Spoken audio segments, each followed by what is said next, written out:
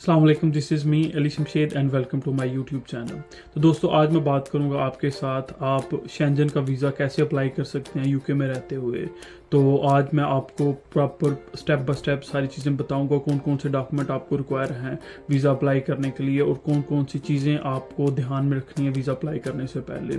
और सबसे पहले जो आपने इंपॉर्टेंट अपनी बात ध्यान में रखनी है कि आप इस कंट्री में यूके में एक प्रॉपर लीगल स्टेटस के ऊपर हों। फॉर एग्जांपल, अगर आपके पास कोई भी रेजिडेंस परमिट है, कोई भी लीगल वीज़ा है, या फिर आप स्टूडेंट है, वर्क परमिट है, या कोई भी किसी किस्म का भी कोई भी वीज़ा आपके पास है, आप लीगल इस कंट्री में हो, तो आप इस कंट्री से शेंजन वीज़ा कैसे अप्लाई कर सकते हैं। दोस्तों, आपको पहले पता है कि यूके जो है ना वो अब शेंजन स्टेट के अंदर नहीं, शेंजन 26 या 27 कंट्रीज़ हैं। तो आप कैसे इस कंट्री से यूके से उन कंट्रीज़ का वीज़ा अप्लाई कर सकते हैं। शेंजन वीज़ा एक ऐसा वीज़ा होता है जिसमें आप 27 कंट्रीज़ को विजिट कर सकते हैं। आप किसी कंट्री का भी वीज़ा लें, आप 26 से 27 कंट्री जितने भी वो शेंजन स्टेट के अंदर आप सबको विजिट कर सकते हैं एक वीज़ा के थ्रू। ठीक है, तो आज मैं आपको इस वीडियो में सारे प्रॉपर स्टेप बाय स्टेप हर एक चीज़ बताऊंगा, कैसे आप अप्लाई करेंगे, कैसे आपको वीज़ा मिलेगा और कितनी ड्यूरेशन का मिलेगा। ठीक है, तो सबसे पहले आपके पास इस कंट्री का रेजिडेंस परमिट होना चाहिए। जब भी आपने किसी भी कंट्री का, for example Germany, France, Spain, Italy, किसी भी कंट्री का वीज़ा अप्लाई करना है आपने, तो आपके पास सबसे पहले रेजिडेंस परमिट आपके पास अपना होना चाहिए। आपका पासपोर्ट आपके पास होना चाहिए जो कि 6 मंथ तक वैलिड होना चाहिए। अगर आप स्टूडेंट हैं तो आप स्टूडेंट के लिए आपको अपनी यूनिवर्सिटी से लेटर लेना पड़ेगा, और आप अपनी यूनिवर्सिटी से लेटर लेके तो वो आप साथ अपनी एप्लीकेशन में अटैच करेंगे।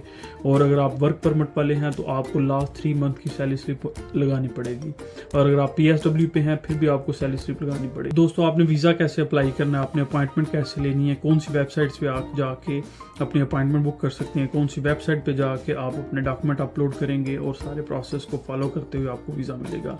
तो जो TLS एक वेबसाइट है, इस पर 3-4 कंट्रीज़ हैं, जैसे कि फ्रांस, जर्मनी और स्पेन, आई थिंक सो। ये 3 या 4 कंट्रीज़ हैं जिनका वीज़ा TLS की वेबसाइट के ऊपर अप्लाई होता है। बाकी और भी कुछ वेबसाइट्स हैं, शायद BLS है या कोई, मुझे नहीं इसका पता।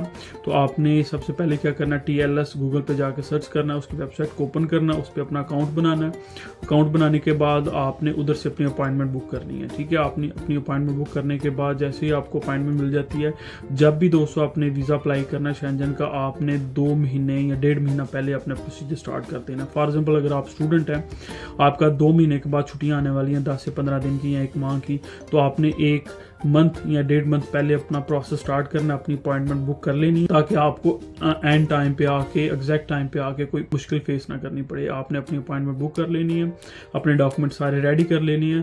डॉक्यूमेंट मैं आपको बताता हूँ। सबसे पहले आपके पास पासपोर्ट साइज पिक्चर होनी चाहिए, आपका पासपोर्ट आपके पास होना चाहिए, आपका रेजिडेंस परमिट आपके पास होना चाहिए, ट्रैवल प्लान एक बना के देना, फॉर एग्जाम्पल 5 दिन का, 7 दिन का या 1 वीक का आप जा रहे हैं, उधर से होके आ रहे हैं वापस, आपने पूरा प्लान देना। पहले दिन मैं ये करूँगा, दूसरे दिन ये करूँगा, तीसरे दिन ये करूँगा। आपकी होटल की बुकिंग होनी चाहिए प्रॉपर 7 दिनों की, 10 दिनों की, जितने दिन के लिए भी आपने जाना है वो हो।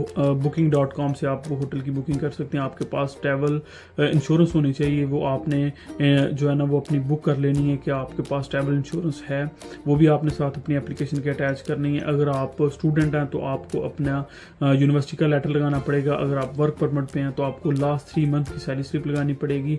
आपको फंड्स अपने शो करने पड़ेंगे। फॉर एग्जाम्पल, आपके पास 10 दिन का ट्रिप है, 15 दिन का ट्रिप पे आप जा रहे हैं, तो आपके पास मिनिमम जो है ना 1500 से 2000 पाउंड आपके अकाउंट में होना चाहिए। ठीक है, तो ये उसकी वेबसाइट के ऊपर भी उन्होंने बताया होता है हर एक चीज़ कि कितने कितने दिन का जो है ना वो आपका पर डे के हिसाब से 40 या 50 पाउंड या जो यूरो होते हैं वो उस हिसाब से वो कैलकुलेट करते हैं।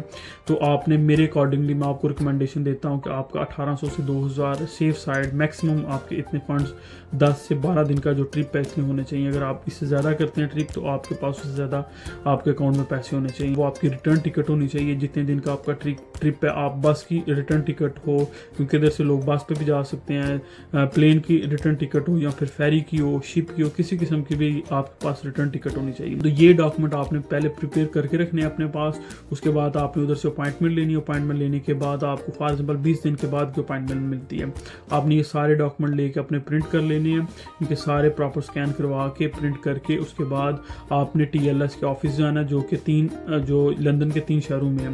एक जो है ना वो लंदन में है, एक मैनचेस्टर में है और एक जो है ना वो मेरे ख्याल से स्कॉटलैंड में है। जो 3 शहरों में मेनली जो है ना वो इनके ऑफिसेज हैं जहाँ पे आप इनके एम्बेसी को विज़िट कर सकते हैं। उधर जाकर आप अपने डॉक्यूमेंट सबमिट करवाएंगे। और अगर आपके पास पाकिस्तानी पासपोर्ट है तो आई थिंक मुझे लगता है 15 से 20 दिन के अंदर अंदर उसका रिजल्ट आ जाता है। अगर आपके पास इंडियन पासपोर्ट है तो उसका मेरे ख्याल से 10 से 12 दिन के अंदर रिजल्ट आ जाता है आपके वीज़े का, ठीक है। अगर वो आपका वीज़ा रिफ्यूज़ करेंगे तो उसका प्रॉपर रीज़न देंगे, और रिफ्यूज़ अगर हो गया तो उसका ये मतलब नहीं कि आपको पूरी ज़िंदगी दोबारा वीज़ा नहीं मिलना, उसका रीज़न देंगे। अगर आप उस रीज़न को प्रॉपरली जस्टिफाई करके दोबारा अप्लाई करें तो आपको दोबारा वीज़ा मिल जाएगा।